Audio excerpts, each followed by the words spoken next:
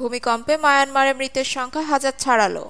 মায়ানমারে সৃষ্ট 7.7 মাত্রায় ভূমিকম্পে দেশটির মৃত্যুর সংখ্যা 1000 ছাড়িয়ে গেছে। আহত হয়েছেন 2376 জন। বিবিসির প্রতিবেদনে এই খবর বলা হয়েছে। শক্তিশালী এই ভূমিকম্পে কেঁপে ওঠে প্রতিবেশী দেশ থাইল্যান্ডও। 1 শতাব্দীরও বেশি সময়ের মধ্যে মায়ানমারে আঘাত হানা এই ভূমিকম্পটি ছিল সবচেয়ে বেশি শক্তিশালী। মার্কিন ভূতাত্ত্বিক জরিপ অনুমান করেছে মৃতের সংখ্যা 10,000 ছাড়িয়ে যেতে পারে। এই ভূমিকম্পের প্রভাব পার্শ্ববর্তী দেশ থাইল্যান্ডেও 10 জনের মৃত্যুর তথ্য পাওয়া গেছে। তবে গতকালের ওই ভূমিকম্পে হতাহতের সংখ্যা আরও বাড়তে পারে বলে আশঙ্কা করা হচ্ছে। এই ঘটনায় 2021 সাল থেকে মিয়ানমার শাসন করা সামরিক জান্তা দেশটির সাগাইং, ম্যান্ডালে, মাগুয়ে, বাগো, স্টার শান রাজ্যের এবং নেপিডো অঞ্চলে জরুরি ব্যবস্থা ঘোষণা করা হয়েছে। পাশাপাশি পরিস্থিতি মোকাবেলায় জান্তা সরকার আন্তর্জাতিক সহায়তার আহ্বান জানিয়েছেন। বিবিসি বার্মিজ সার্ভিস জানিয়েছেন আবারও একটি শক্তিশালী ভূমিকম্প হতে পারে। এই আশঙ্কায় অনেক মানুষ গতকাল রাতে খোলা আকাশের নিচে ঘুমিয়েছে। দুর্যোগ মোকাবেলা করার জন্য মায়ানমারের সামরিক জান্তা সরকার আন্তর্জাতিক সহায়তার আহ্বান জানিয়েছেন। তবে বিরোধী ন্যাশনাল ইউনিটি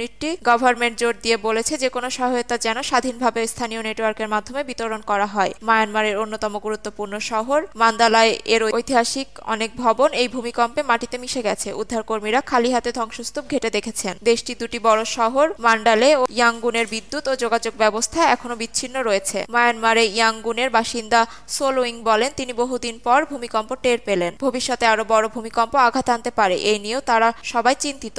এইদিকে চীনের রাষ্ট্রীয় মিডিয়া জানিয়েছেন দেশটির একটি 37 সদস্যের রেস্কিউ মেডিকেল টিম মায়ানমারের সহায়তার উদ্দেশ্যে অনুসন্ধান অভিযান চালাতে যাচ্ছে। মান্দালয়ের একজন উদ্ধারকর্মী বিবিসি বার্মিজ সার্ভিসকে জানিয়েছেন মায়ানমারের এটি দ্বিতীয় বৃহত্তম শহরের অধিকাংশ ভবন ধসে পড়েছে। তিনি বলেন উদ্ধার কাজ শুরু করার সময় মান্দালয়ে এর দৃশ্য ছিল ভয়াবহ। এদিকে গতকাল মায়ানমারে হওয়া ওই ভূমিকম্পের প্রভাব থাইল্যান্ড, চীন সহ আশেপাশের দেশগুলোতে অনুভব করেছে। বিশেষ করে থাইল্যান্ডের এর প্রভাব সবচেয়ে বেশি পড়েছে। দেশটিতে ওই ভূমিকম্পে 10 জন নিহত হয়েছেন। ব্যাংককে ধসে পড়া 30 তলা ভবনে এখনো উদ্ধার অভিযান অব্যাহত রয়েছে। এখন পর্যন্ত প্রাপ্ত তথ্য অনুযায়ী ব্যাংককে প্রায় 100 জন নির্মাণ শ্রমিক নিখোঁজ রয়েছেন। গতকাল রাতে ব্যাংককের অন্তত 2টি ভবন খালি করা হয়েছে এবং ভূমিকম্পের ক্ষয়ক্ষতি নিরূপণের জন্য আজ থেকে স্বেচ্ছাসেবকেরা আরও 2000 ভবন পরিদর্শন করবেন। ভিডিওটি ভালো লাগলে লাইক, কমেন্ট এন্ড শেয়ার দিয়ে আমাদের পাশে থাকবেন। ধন্যবাদ।